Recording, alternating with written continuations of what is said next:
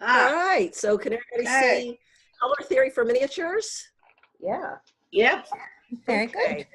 Now, when we're in this, oh, I can see you guys. Never mind. I was going to say I can't see you, but I can. So that's great.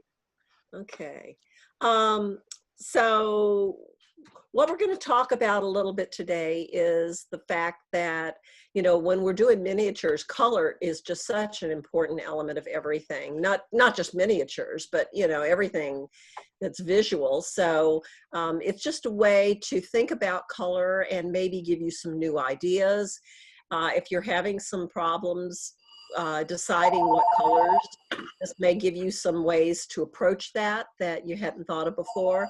And then there's some things about using color in miniatures, especially if you're going for a lot of realism, that I'm hoping that this will give you some tips that are useful.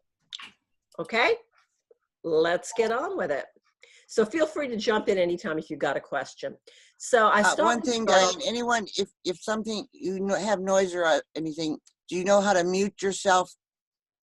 No. Up at the top of your screen, it'll say mute and unmute. Oh, it's down at the bottom.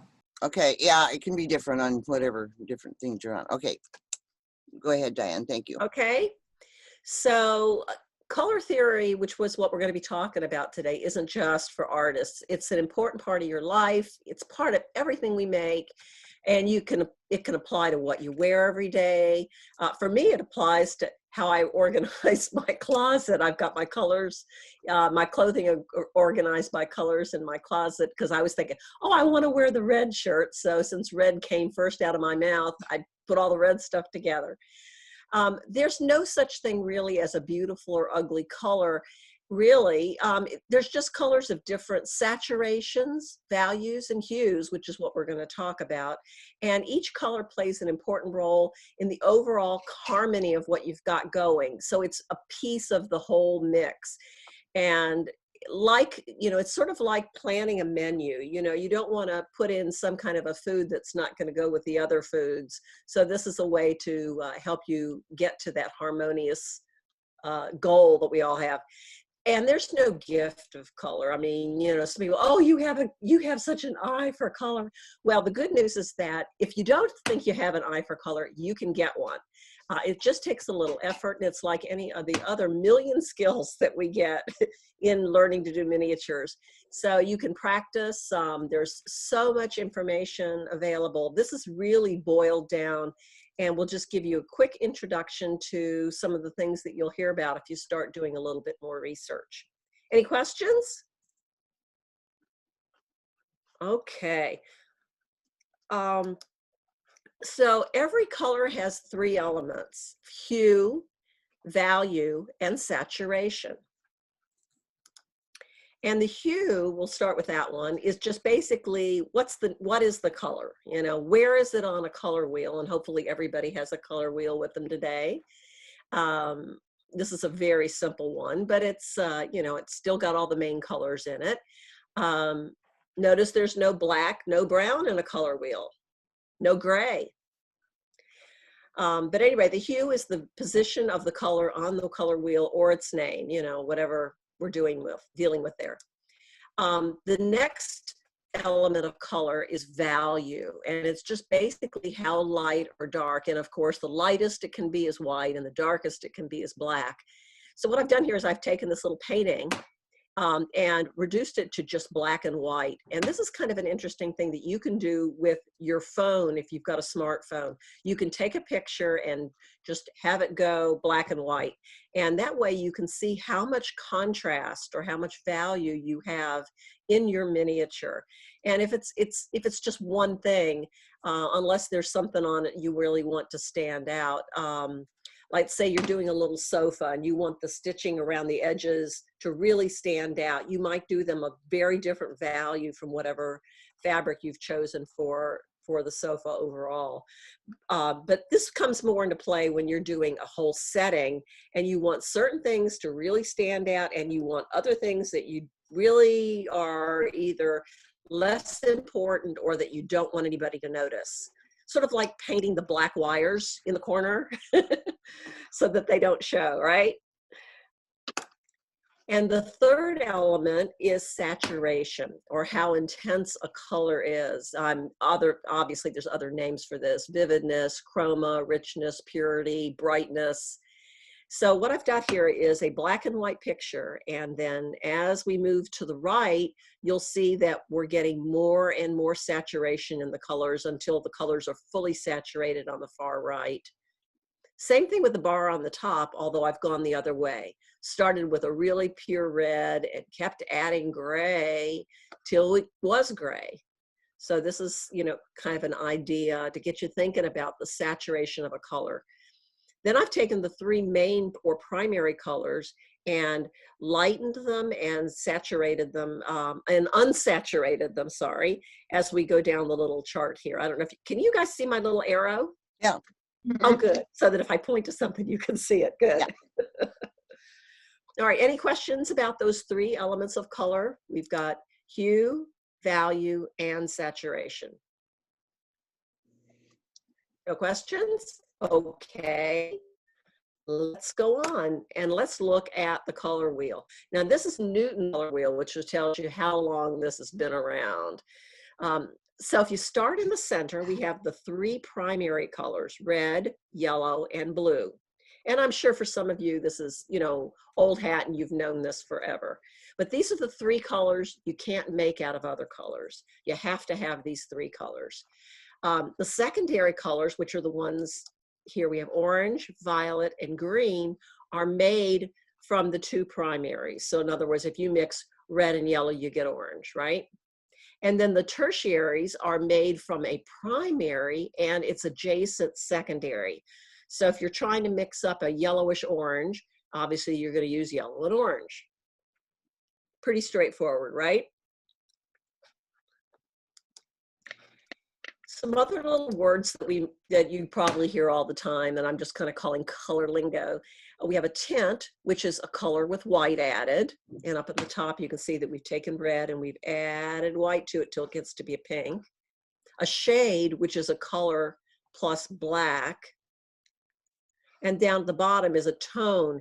And usually you can get tones by adding gray, but there's other ways to do it, which we're going to be talking about in a few minutes. And then there's temperature, how warm or cool a color is in terms of implied temperature. I mean, you think of red or orange or yellow as warm colors, and blue and green as cool colors. The purples and violets can kind of go either way because they have a warm color and a cool color in them. Questions? Okay. Back to the color wheel. So mixing colors is something I think that we all, scratch our heads over or struggle with a little bit, which is why we have so many bottles of Ceram Coat, because we don't want to have to mix that color, especially things that are more complicated. I mean, of course, it's got another benefit if you have to go back and touch up, you already have the color mixed. But sometimes you just can't find the color that you want. So you save those empty Ceram Coat bottles, wash them out, and then when you get ready to do your big project, you're going to mix the color you want. Well, as we said a minute ago, you can mix any color with just those three primary colors and white. Now that's theoretical because you can't, subtleties of color are a little trickier, but we'll get to that in a minute too. But theoretically, you can mix any color with red, yellow, blue, and white. Now, the way to reduce the saturation of a color or the brightness or intensity of a color is, one way is to add black or gray, but I would discourage you from doing that. Rather, add its opposite. So the opposite is the complement, which means it's on the opposite side of the color wheel. So the complement of red is going to be green. So if you want to tone down red, rather than adding gray or black or brown to it, add just a touch of green. And if that's still too bright, add another touch of green. Same thing, if you've got blue violet, add a little orange yellow to it, and that will tone it down. To darken a color, there's a lot of different ways you can do it. Adding a dark blue, a raw umber, a burnt sienna, or a darker version of that hue. For example, if you want to darken a light violet red, you could add a little bit of blue violet and that'll bring it down. I would caution you about adding black, and Marcia will tell you that this is like my life's work, is to keep people from using black paint. What happens is if you put it in there, it's a color killer and you can't get the color back. And if it doesn't turn out exactly the way you want, you pretty much will end up throwing it away and starting all over. But it just really wrings the life out of colors. And so I would hesitate to use it unless there's absolutely no other way to do it. So as a last resort, add black to darken or reduce the intensity via color. A little at a time. And a very little at a time, yes. And again, you can add other things. You don't have to add black. And then lighten the color, you can use white, of course, but sometimes yellow is a better option. It kind of depends on what you're going for. So just for some examples here, this is just a little sheet of trying to get to see what happens if you start with orange, and in the middle column I've added a little white, and then the next one over I've added a little yellow, and you can see the differences there. Interesting to see if this one and this one are pretty close. You get some that are pretty, adding green to orange, it's interesting what happens. It doesn't do what you think, but look at that adding purple. And can anybody tell me why that would get so much darker than these other ones there at the top? Come on, somebody be brave. Let me go back to the color wheel. Why would adding purple to orange make it darker? Opposite sides. It's opposite. They're on the opposite sides of the color wheel. That's exactly it. Perfect. So if you're trying to mix a color, these are 3 questions that'll help get you closer to what you want. And typically what I try to do is find something that's the color that I want. It may be a photograph, it might be a piece of cloth, it could be anything. It could be a swatch, those little paint samples that you get, at Home Depot in the paint department. But start off with, okay, what hue is this? And that seems kind of obvious. But the next part of the question is really important. Is it leaning towards another hue? Like, is that orange getting kind of reddish? Because that's an important thing to do. How light or how dark is it? And then how bright is it? How saturated or intense is it? And if you start going through those colors and keep looking at your example versus what you're actually mixing in the lid, if you're like me, the yogurt lid, it'll help you get there a little more straightforwardly. And I'm hoping that everybody will go and try mixing some colors after we finish this. If we were meeting in person, that's what we would be doing. We'd be mixing colors, but it's a little hard to do here. Anyway, so if you don't get it on the first try again, because this is a skill that you really can build on, and you'll get better and better at it the more you do it. All right, so here's some color progressions, and we're just going to do these with the primaries. So at the top level, we have tints, which is adding white. We start with that red, yellow, or blue and add white. The tones are we add a little bit of the opposite complementary color. And then the shades, we're adding a little bit of black. So if you look at the difference in the tones and the shades, you can see what I'm talking about, what happens when you add black to things. Just have to, like Marcia said, a little at a time. All right, so I hope everybody has a color wheel at hand, one way or another, because we're going to be talking about not just a single color, but the hard part, which is which colors go together, and what do those combinations of color do for me versus not do for me, so I know which one to pick. Now, there's tons and tons of color schemes. There's probably hundreds. So what I've done here is just pick kind of the 5 most common ones. And now the pictures I'm going to show you are not colors that you would probably use to paint your miniatures with, because they're going to be pretty outrageous to try to make the point of how these different colors work together. They're pretty crazy, but hopefully it'll help drive the point home, and it'll help you internalize how some of these different schemes work. Okay, everybody ready? Okay, so the first one is really one color, monochromatic. And it's a single hue. In this case, it's blue. And we've done various values. So you've got really, really dark, light blue to really, really dark blue in this picture. We've got kind of grayish blues to brighter blues. So even by only using one color, we can get quite a bit of contrast, and you can see what's going on. And sometimes it's a good place to start when you don't know what you want to do.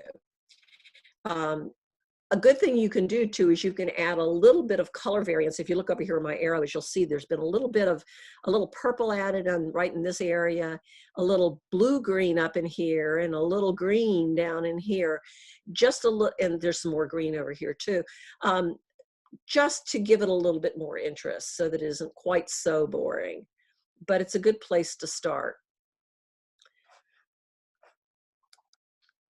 So here's some examples, and so what I did for these was I started off with paintings, and I decided, well, that's not as relevant for miniatures, but if I show interior designs, it could be the inside of our little rooms. So we've got 3 examples of monochromatic colors here, and monochromatic color combinations, and I'm sure you guys can all see how this works together. Gives the room or the setting or the miniature a really unified look. It pulls everything together. Now, obviously, there's other colors in there, but most of those are going to be real neutrals, or maybe black, white, or gray, but tans and that sort of thing, grays that can help support that monochromatic color combination. Any questions so far? Okay, because we're gonna kick it up a notch here. We're gonna go for 2 colors. So I want you to, hopefully you've got your 12 things. Does everybody have their 12 things? All right, I want you to look at those 12 things and pick any one color out of there that you really love. Maybe it's the one you use the most. Maybe it's just the color you wear the most. And pick your one thing, one color. All right, now I want you to pick that color's complement. We'll go back to the color wheel. So if you picked blue-green over here, the complement would be a red-orange. Does that make sense? Yep. I just want to make sure everybody's still there. Okay, let me go back over here. All right, so here's— Repeat that. I'm sorry? Repeat that, please. Okay, so if you know what your main color for a miniature is going to be, your main color scheme, and you want to use a complementary color scheme, what you're going to do is pick the color on the exact opposite of the color wheel. So if your main color for your room is going to be violet, or your house, or whatever you're making, then you would want to pick yellow. Okay. All right. If you pick blue, it's going to be orange.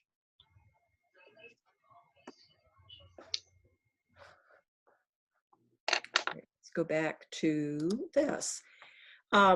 So If I picked like a it red doesn't matter violet, what color you've got. Diane, sorry. If Yeah. I picked like a red violet, like the color of my top, would it be green? It would be a yellow green. Okay, so that would be a yellow It'd be a green. yellowish green. Yeah, green with some yellow in it. Okay, that would be that one. Okay. Thank you. Okay. Yeah, thank you.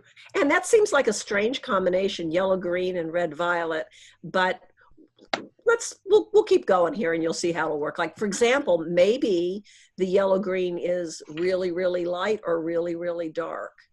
It doesn't mean you have to use just the pure color like we're showing here on the color wheel.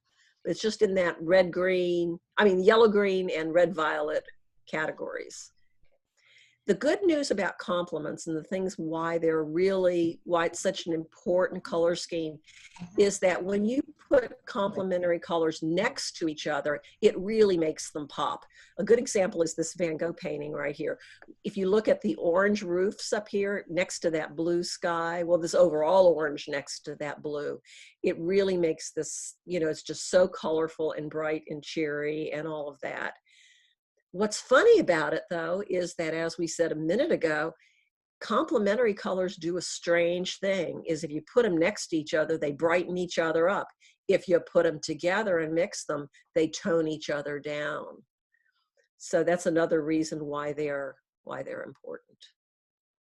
So let's look at some interior design things that use complementary colors. Now, again, this is just, I know you won't paint your house or your miniature these colors, but just to give you some ideas. All right, so there's that. Well, that's more of a pure red, not a purplish red, but the red and green together. And again, you see in all of these examples, the beiges, the grays, the browns really tone things down and help it be, so it's not totally crazy. Really kind of give you a bit of control over all of this. Okay?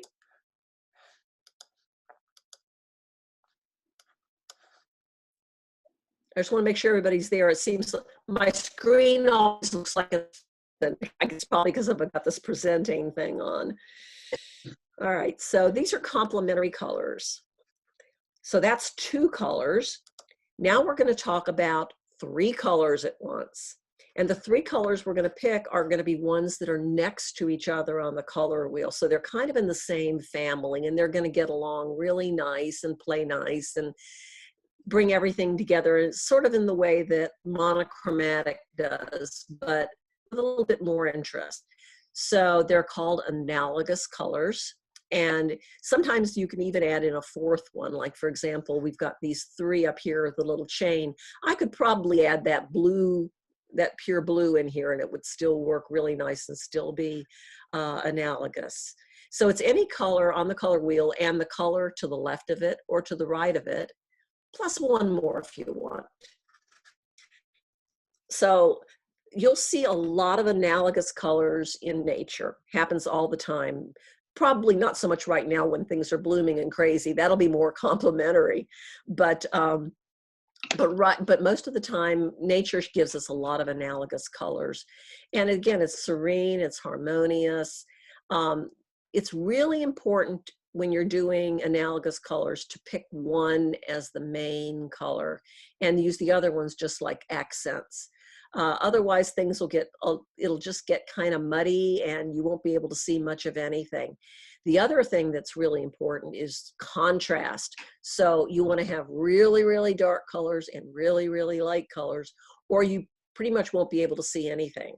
It'll just all mush together. So that's a little tip about using analogous colors. Any questions? So go back to that color that you picked a few minutes ago.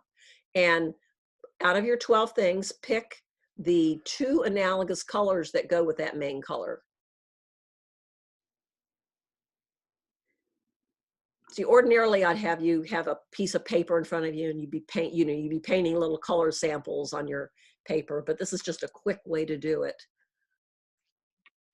But if you've got crayons or markers or whatever, you could scribble a little something off the side if you wanted to remember it.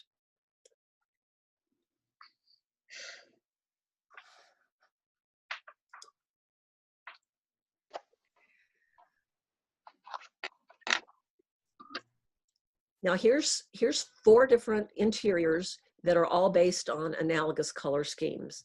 And you can see how they really kind of, even though the colors are really pretty bright, they really kind of all blend and meld together really nicely. This is, when you look at most miniatures and that sort of thing, I just kind of keep my eye open for it, but I see analogous color schemes in miniatures probably more than any of the other color schemes. Okay. It's a real safe Hey. place to go. Was there a question? No, I was just saying hello. Hi, welcome. Thank you. I was a little late. I forgot. It's all right. So this is a way I really encourage you to try, if you haven't tried using an analogous color schemes in one of your miniature dioramas, I would highly recommend it. And even this one down here on the bottom has a few little surprises in it. This blue one it's got a little bit of orange and purple in there too, that really kind of kick it up. So it's kind of got some analogous elements, but then it's added in a few complementary surprises, and that can be really interesting. Questions? You're a quiet bunch. All right, so now things are going to get a little more complicated. We're going to still have 3 colors, and they're going to be complementary colors, but rather than taking the colors that are straight across on the color wheel, we're going to take the one to the left and one to the right of it. And the little chart on there is kind of handy. So pick up your main color again out of your 12 things and find its split complements. For example, if you picked blue-green, your split complements would be, well, the complement for blue-green would be like a reddish orange. I can't talk, sorry. But the split complement would be red and orange. The little sample up here, if you picked green as your main color, your split complements would be red violet and red orange.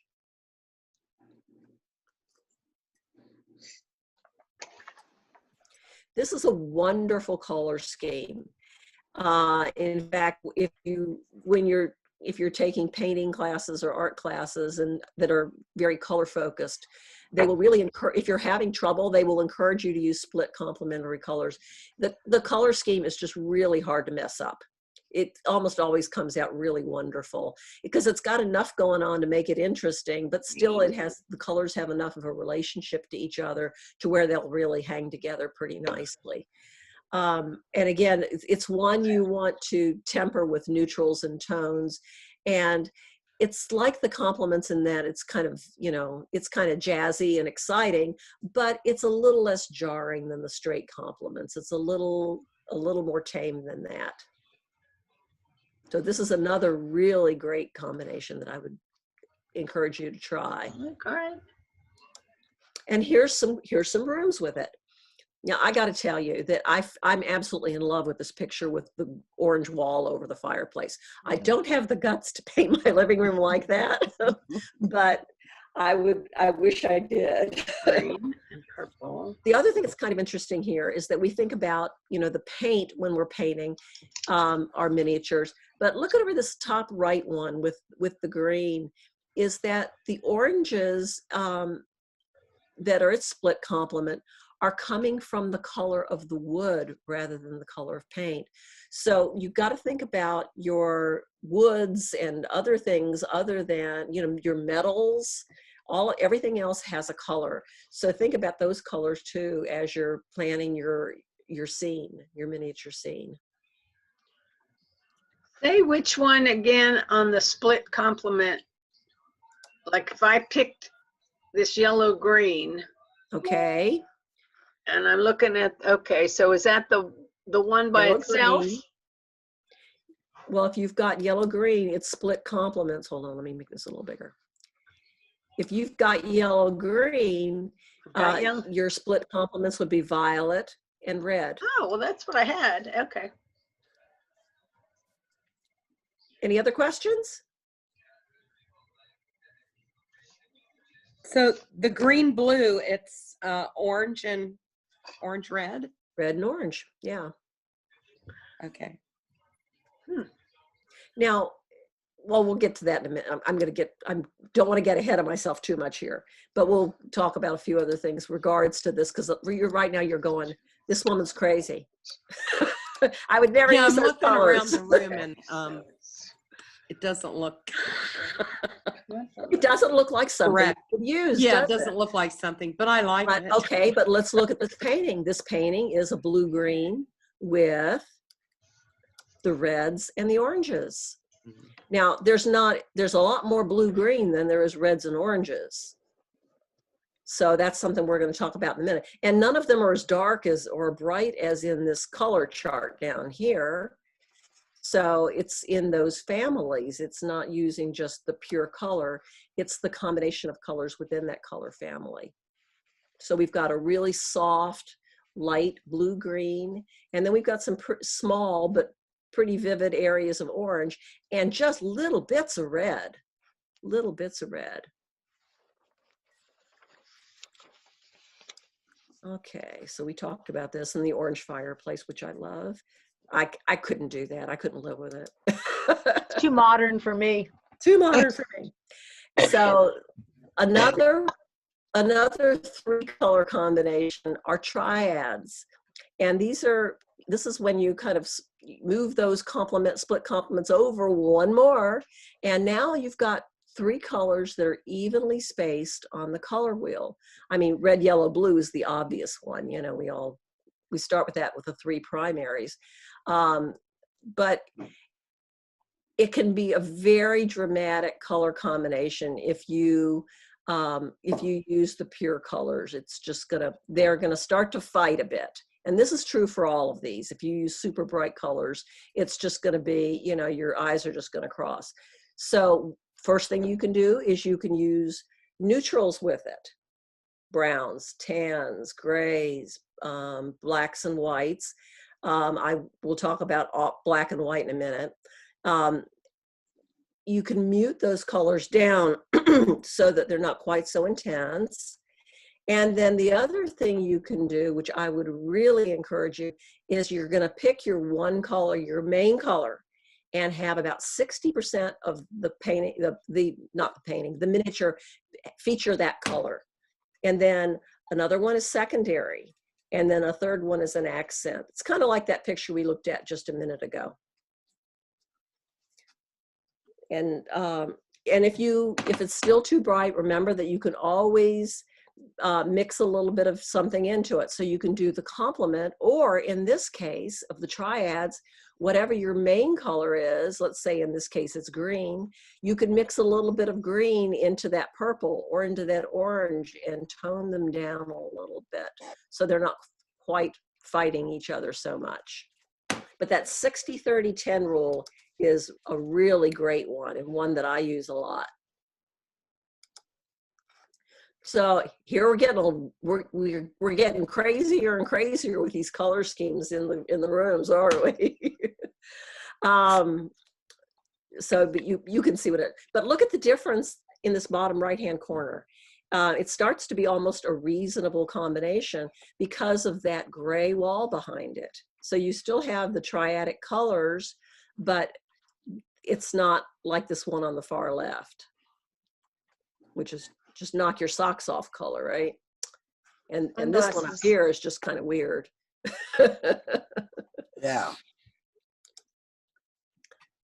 So one of the other things about colors that it kind of jumps out at us every once in a while, and sometimes a little later than we would have liked to have acknowledged it, is that colors have associative qualities. They mean other things than just the thing you're painting.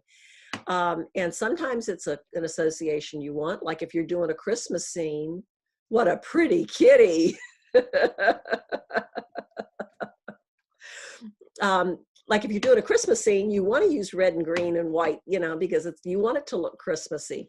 But if you're trying to use red and green and it's not Christmassy, it can be a little more challenging. The other thing about colors is that they often convey certain emotions, and you know that you may or may not want to put into that particular miniature setting. So something to be thinking about ahead of time. I would really encourage you, when you're planning one of your miniature projects, think about the color early on, because it might lead you in a different direction than it would have otherwise, versus, okay, now I've got it all built, now what colors are we gonna paint everything? And again, if you've got, let's say you've got a scene with lots of red and green in it, and you don't want it to look like Christmas, all you have to do is adjust those colors. Your red could become pinker or a little more muted. The green could take on maybe a little bit more blue. So you can adjust those colors, and it won't take much to knock them out of that Christmassy look when you don't want it. And it's true for the other ones here too.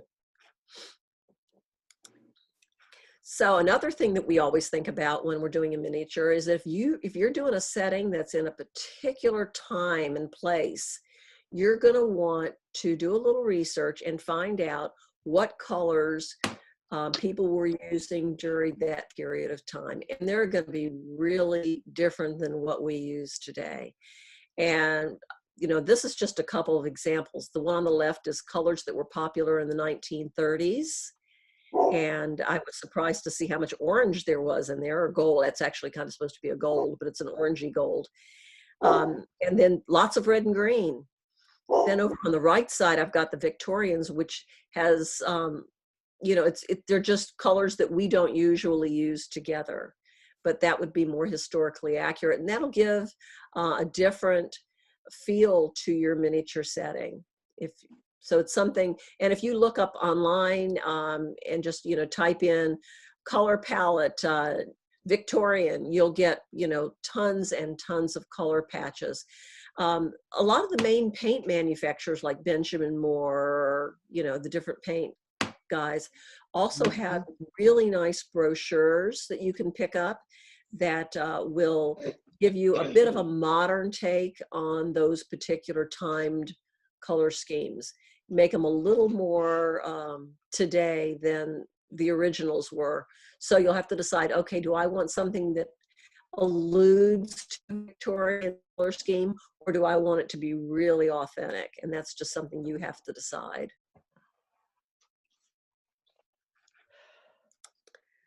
So a couple of things that are specific to miniatures. Like I was saying a minute ago, I would really recommend committing to your color scheme really early in the process, because it's going to make a lot of a lot of decisions easier for you. When you're deciding, let's say you're doing a kitchen and you really want, you want the appliances and cabinets sort of to blend in a bit. You want them to be there and noticeable, but you don't want them to stand out. What you want to stand out is the cookie making on the table in the middle of the setting. So let's say that you do all the cabinets in a light green or whatever. Maybe you put a red tablecloth on the table so that it'll really make that the cookie making really pop out of the kitchen. What I typically do is I make a little test strip. I just get a piece of paper and I have one big block that's going to be my main color that I'm going to use as much as I possibly can wherever I can. And maybe I use it and I do like the tones, the tints, and the shades of it. So I get an idea of that. And then what colors am I going to use with it, depending on which color scheme I'm going to go to. And I make that color scheme depending on kind of what I want the feel of that particular setting to be. If it's going to be like a children's playroom, I want it to be happy and colorful, I'll probably pick more complementary colors. If it's something that's supposed to be sort of a peaceful and restful thing, I might go to more of an analogous color scheme. The next thing I would suggest you do is, what I typically do is once I kind of get the idea together, I get all my Saran coat jars out that I think I'm going to use, the little bottles, and I line them all up in order, and then I move them around and whatever. Then I try to take away any that I possibly can. I want to simplify the color scheme and simplify the number of colors that I'm using. Better to use shades and tints of the same colors than have like 5 different greens in the piece. Now I may have 5 different greens, but if they're all based off of one, leaf green, if you want to pick a Saran coat color, if they're all derivative from that one color, everything will pull together much, much better. And then I walk across the room and I look at it. Is there anybody that's really jumping out at me that doesn't seem like it fits? And unless I want something with little accents and surprises that are really going to pop out, I'll take that color out too. Or maybe replace it with something a little closer to what the rest of the gang looks like. The other thing I would suggest you do is, where possible, and I know it's not always possible, don't use white or black. Better to add a little, use light ivory or add just a little touch of brown to your white. For black, sometimes I'll add a little dark blue or dark purple or brown. Now, there are times that doesn't work, and it really does need to be black or white. But those things will anything really pure black or pure white will really, really stand out in your miniature. And if you want it to stand out, good way to go. If you don't want it to stand out, this is a good way to do it. Just kind of tone it down so that it blends in better with the rest of the stuff. You can see it a lot if you look through like the Gazette, and look at some of the photos, you'll see how the blacks and whites really pop out of some of the miniatures that people have made. Maybe that's what they were going for, so that could be good, could be bad, hard to say. The other thing is, I wanted to mention that 60-30-10 rule about picking colors, where you've got one color, one secondary, and everything else is an accent. It really ends the fighting of colors so that you don't feel like your eyes are crossing when you're looking at it. The next one's very, very specific to miniatures, is that rather than using pure colors, if you mute them down or lighten them up a little bit, they will look a lot more, your object will look a lot more realistic than it would if you use the pure colors.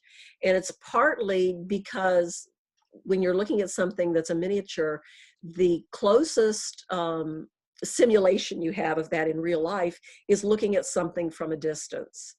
And so what there is within the world of colors, something called atmospheric toning. And the air between you and the object, the farther you get away from it, the toning gets more and more and more. It's like when you're looking off at the distance at a set of mountains, the one that's the farthest away is going to be the lightest and grayest, and they're going to look darker as they get closer to you. So that's a good way to think about it. So if you're, let's say, no matter what you're doing, if you tone it down just a little and lighten it up just a little bit, doesn't have to be a lot, it will look a lot more realistic than if you use just a pure color right out of the bottle. And then we were talking about soothing a potentially strong palette with by mixing a little bit of your dominant color into each one, toning it down by using off-whites, pastels, or neutrals in the same setting to kind of give your eye a place to rest with the bright colors that are going on, or maybe even the not so bright colors that are going on. So what I would suggest that you do as a next step here, if I could give you a little homework, pick up one of your miniature settings and take a look at it and see if you can identify what you use. If you picked it, did you pick a main color? And if you did, what is it? And what are the supporting colors that you have here? We have a little cabinet here, which is a really dark, it's kind of a greenish blue, but it's really muted. But see how the orange items really pop? I mean, it's amazing. And even the white ones do too, and the white things really pop out too in this picture. Of course, it's a picture, it's not a real thing, but if you could look at this, you would say, well, except for that green plant hanging over the side there, it's pretty much a complementary color scheme. It's pretty much blue and orange. Now, obviously, there's other things in there, but that's pretty much what it is. And if you look at something that you've made and you don't like the way the colors turned out, they're not working the way you wanted them to. I mean, the colors might be pretty and you might like the colors, but maybe they're just not working that well in the particular setting that you've made. It's a good way to figure out, okay, what would you do different if you were going to do it over again? So so if this is something that's of interest to you and you really feel like that you could use some work on the colors in your miniatures, here's a number of things. We did a little bit here of number one, get a set of different color objects and figure out which ones you like. So if you've got your 12 objects and you've got your main color up there, you can say, okay, now do I like this blue better with the yellow, or do I like better with the orange, or do I like it better with the green? You know, kind of which color schemes are your favorites. Another one that I would suggest that you try, and this is a really fun one, is that you look in a magazine, a color, on a website, online, wherever, and as you're looking at that picture, what color scheme does that, especially one that you like, what color scheme is that following there? I don't think I said, did I tell you guys to bring a magazine? It was on the sheet, I think. No, we didn't do that. Okay, that's all right. So, but, I have you know, one. maybe, you know, when you're flipping through, good places to look are like mail order catalogs for clothing. Great place to look. You know, anything that's real designy, you know, that has a lot of colors in it. Even to some extent, you can use like gardening catalogs, but because they're really picking those colors based on what the plant really produces, they're a little less helpful. But if you get if you're like me and the magazines from mail order companies pile up, find the ones that have really great color schemes in their pictures and see if you can map those back to the color wheel. Another thing that I like to do is that I'm also a quilter. So this is an easy one for me, but anybody can do it, is you just go into a store that sells fabrics, and they'll have all kinds of fabrics that have like lots of different colors in one fabric. And this is the way a lot of times the quilters will pick out what colors they use in their quilt. They'll pick a fabric that they call a focus fabric, and maybe it's got 6 or 8 different colors in it, and they'll use those colors to decide what other colors are going to be in the quilt. And you can do the same thing. So you've got something that's it's got paisleys and flowers and all kinds of stuff going on in it. And that just a little swatch of that will help you come up with an interesting color scheme based on somebody who's really an expert in color and is designing fabrics, which is a great resource to be able to tap into. I have a question. Sure. If I'm picking a primary color, or my dominant color, they would be blue. Does it have to be, can it be any form of blue, or it doesn't have to be primary blue, does it? No, it doesn't. It can be any blue you want. And then the secondary color doesn't have to be like, if I picked, I don't even know what to pick. If I picked violet, I mean, it could be violet, or it could be a red violet, or, I mean, does it have to? Well, yeah, I mean, like you can pick, first of all, you can pick whatever you want. There's no, Right. These are not laws. The color police are not coming to get you. Oh, good. But, you know, a lot of times it helps to have a little bit of structure in there. And, you know, there's just so many colors, it's a little overwhelming. So this gives you a place to start or a place to go that you know will be successful. So let's say that you start with blue. I mean, I really like using blue and yellow with just an occasional little touch of red in there. And that's just stays in, well, let's find where that is. Those are the triads. Is that it? Yeah. So this would be a triad, red, yellow, blue. Okay. You know, there's almost always a color scheme for whatever colors you want to use. If you get the first 2, it'll help you know what the third one is. That's another good way to go too. Okay, so it doesn't have to be. No, it could be it could be baby blue. It could be navy blue. It could be Okay. And I could go then, cobalt blue. I wouldn't have to do a complementary, I wouldn't have to do an analogous. I mean, I could do. No, you don't have to. No, of course not. It's just whatever you want. Okay. But let's say that you picked blue and you also picked like a purplish to go with that. Right. Okay, so you can keep going and you could go more towards the violet red area. You could go more to the blues and greens together. That's another way you could go too. Okay. And so then you do 60% blue, let's say 30% green and 10% yellow green.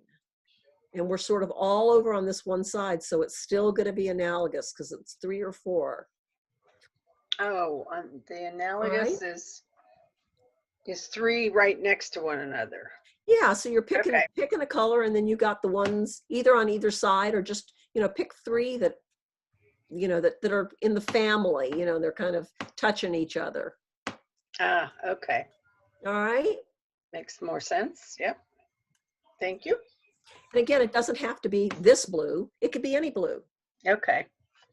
That's where we get back to when you're looking at a color and trying to identify it, you're asking, you know, what color is it leaning towards? And that's why it's important, because it's going to help you pick that second and third color. Right. Okay. And if you're picking 5th and 6th colors, you probably got too many colors. Probably. I'm just trying to figure out what to put with my blue kitchen cabinets.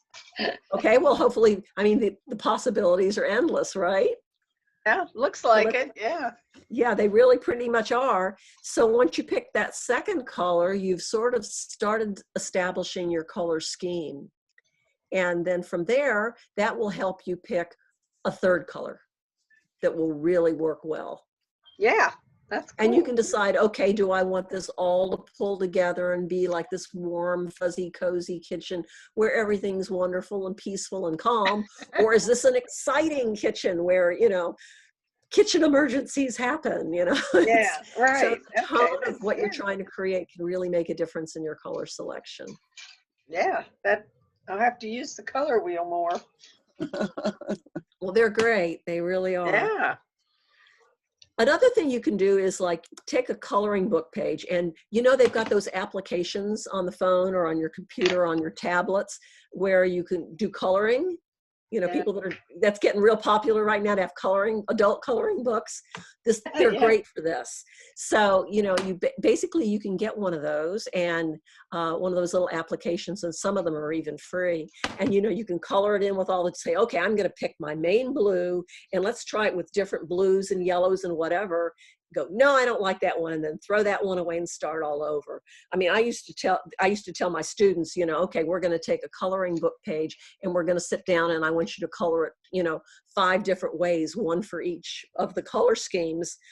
Yeah. And it would take them pretty much a couple days to do that. You can now do it in a couple of hours, you know, or minutes, as it were. Another way to do it is take a black and white picture of one of your miniature projects.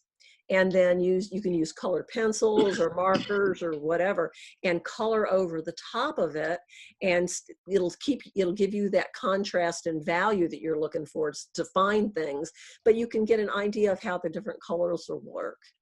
And maybe that's something, if your kitchen's already built, you could do. Take a picture of it, print it out, and then try, you know, going over the top of it with paint or colored pencils or crayons or something like that, and trying some different things before you start getting the actual paint and brushes out. Yeah. Yeah. Fun. Has this been helpful? I hope it has. Yes. Yes. Yeah. It's hard to take it all in. Well, A lot. you know what, Marcia, if you want to post this presentation, Yeah, I'm going to. Can to you hear the me? MCC, that's fine. Then people can go back and look at it if it's helpful to them. I like some of those charts. Yeah, and you know what, if you start looking, like if you Google analogous colors, you will get like 100 different websites that will give you similar charts. Oh, if not exactly okay. the same Good one. idea. Okay. Yeah, so this slide right here, well, it's not a very exciting slide, gives you the 5 that we talked about today. Monochromatic, which is one color. Yeah.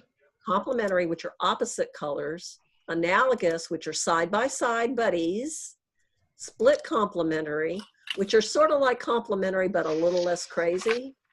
And then the triadic, which are evenly spaced. Okay. So if you were to do a search on any one of these, Yes. you will get massive amounts of examples, more than you'll ever want. Probably. My speaker was working. May I ask you a question, Diane? Of course. Once you've chosen your colors, do you want to match the tint or the tone, or should you use different? It's like I'm thinking if you choose a pastel, would you want the rest of the colors that you choose to go with it to be pastel too, or? Well, it depends. Do you want everything to sort of blend together? If you want it to all kind of blend together and nothing really pops out, keep your value the same. But you're probably going to want some things to stand out. So maybe those could be pastels, but they could be a little darker pastels. Let's say like, let's say you're doing a miniature garden, and you've got your, all your green stuff in there, but then mostly you want to have a lot of flowers. So you've got your pink flowers and your yellow flowers and your purple flowers and whatever. And how bright or dark they are compared to your greens is going to tell you how much the flowers are going to pop out. Mm-hmm. So again, the more similar they are in color or tone, let's go back to our three things again. Where's our three things? Here they are.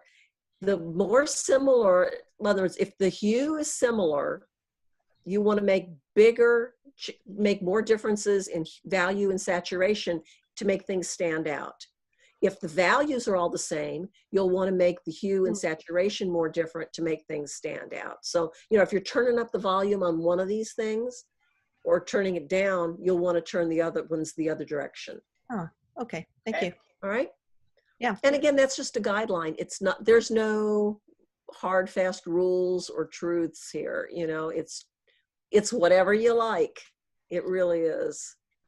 These are just starting points. Cool. Diane, can Look at you this hear me? little picture here. Yeah. What color scheme do we Okay. mostly have here? What is that? Come Mostly on, somebody yellow. be brave. Yellow? Is it yellow? Okay, so what would you say is the main color? The main color yellow? Yeah. I agree. Yeah. Okay. What is it? No, it's No. Color Split complementary? No. No. It's that and that and that. So it's three together. Analogous? Very 60, good. 30, There you 10. go. Analogous, yes. There you go. So let's look back at a color wheel. So it was kind of here, and I mean, it was sort of along here, but it's, the colors are, again, that's a color where they've done more pastels for the blues to tone them down. But he's got green, blue, green, green, and yellow. So it's right in here, Yeah. in that section. And even a little bit up here, So again, these are not hard lines. They're, they're starting points. They're places to get you started.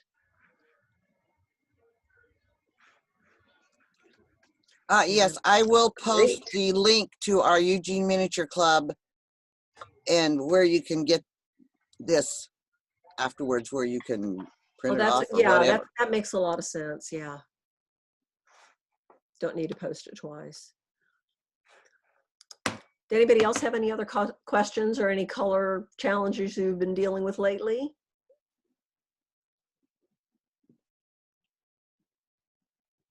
So now I want everybody to go back to your closet and arrange all your shirts around the color wheel. Yeah. Mine arranged that way. You think I'm kidding, but my closet really does. Mine does too. Mine is. Yeah.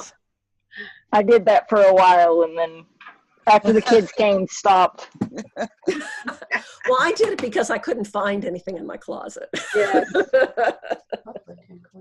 Something like organizing your miniature room. Oh, Yeah. come on.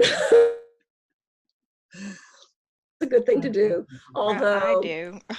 you I have, guys, I have all of my colors you guys organized have, by I'm looking color. at your rooms and they're amazing. You know, Oh, there's so Pat organized. and Doreen.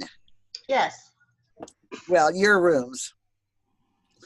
Oh, our They're in room, the our same room, room, Diane, Our room. facing one room. each other. Yeah, Pat and Doreen's look amazing.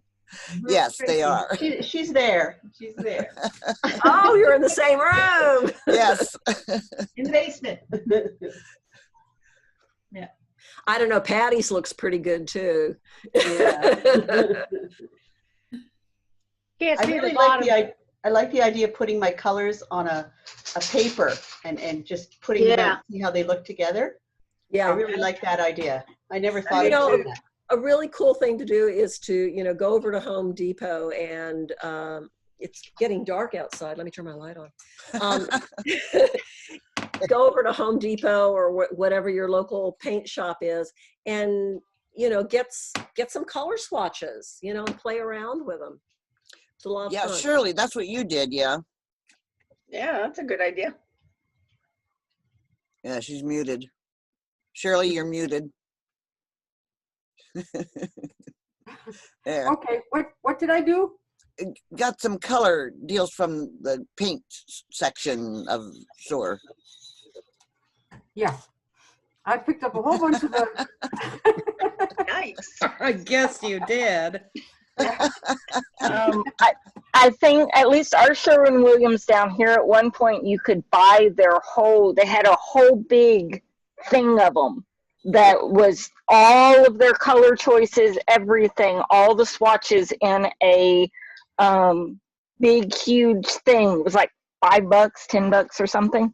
Mm. And it has all the different shades, the tints, everything on Wow. it. When we got our new house, we got one of those. And That's great. I sometimes kidnap it to try and figure out colors, but it's very helpful when we're trying to figure out colors and such. So Yeah. Well, I hope this will be some help to you guys too. Again, it's, if you're not sure, try it. Try it on a piece of paper first and see if you like the colors, how they work together. It's sort of like music in that you can have all these different instruments and they might sound good by themselves and you love clarinets, but if you put a clarinet on that song with those other instruments, it doesn't sound right. So it's kind of like that. There's a lot of analogies here. We could do food, we could do music. So you mentioned taking a black and white photo of your miniature and coloring over it. I actually either will draw out, like let's say when I'm making a hutch and I want to decorate it with certain color, a painted hutch. Yeah. What I like to do is just do a simple sketch of it and just play around with different colors, kind of like what you're talking about with the black and white photo. And most recently I did that with my phone. So I took a picture of the hutch and then I used my phone to color until I figured out, hey, I like this, and I wasn't trying to do, what is the the scheme so much as just, what do I like on the edges or the back and, different things like that. So it's That's a great idea. Yeah.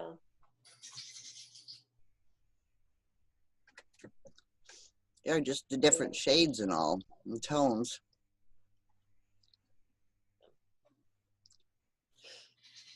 Okay, any other questions or anything? No, it was great. No, it's really good. I hope that was helpful, and that next, over the next couple of days, maybe as you're looking through magazines or watching TV or whatever, you'll go, oh, that's one of those analogous color schemes. Yeah. I mean, all this stuff is designed by artists these days. So you're going to see, direct links to all this stuff that I showed you. it's all there. It's just, you know, hiding under the surface a little bit. It'll make you look at magazines a little closer. Yeah, that too. It absolutely will. We're And that's allowed a to go and really get good one. way to go. After Diane gave this to our club, they were emailing back and forth. Well, I'm monogamous or whatever it is today.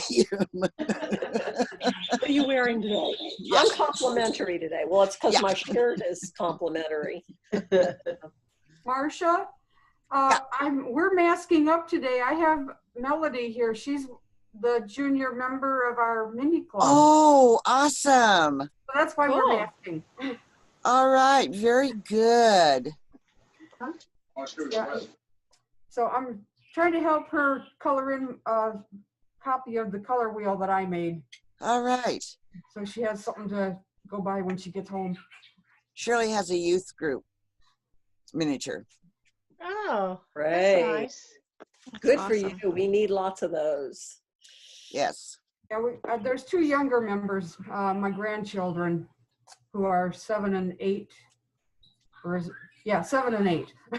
I gotta stop and think. And Melody is our teenage member. Uh-huh. Be their helper. Well, I'm trying to think if there's anything close at hand that I could show you that would give you some more examples. Well, should I show them the quilts that I showed this morning? Sure. So this is a miniature quilt, and it's a triadic color combination.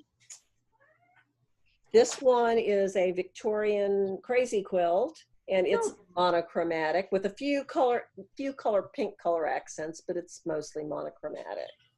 And I got one other monochromatic one over here. That round one I love. The rug?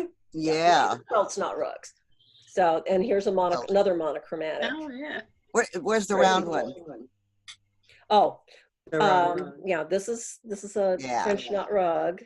Oh, that's pretty. How to do it. Yeah, so those that are all you- French knots. Oh One my strand gosh. of embroidery thread, one circle around. One wrap, 1,600 per square inch.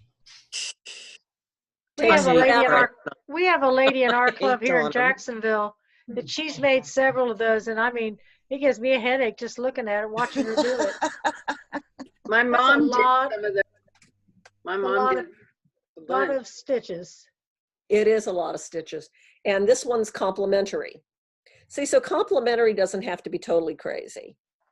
That's pretty. Yeah, that's pretty. Yeah. Oh, this one's split complementary. So, That's pretty too. well, thank you. Yeah, thank you so much, Diane. Yeah, You're that's very, Thank very you. welcome. I was Great, very thank nice to you. meet all of you, and I've been following along on, Marcia's had me following along on your email threads, and I'll probably be joining one of your other meetings as something other than a Right. presenter here. Oh, good. Thank you. Cool. Thank you Thank very much, you. Diane. Thank you. Thank Diane. you. Thank you. Bye. Bye. Diane. Okay, well, I hope you all enjoyed that to some extent. Oh, that was That great. was good, yes. Really good. Enjoyed it. Give me something to Something to think about. think And- about. Oh, I gotta stop recording now, I guess.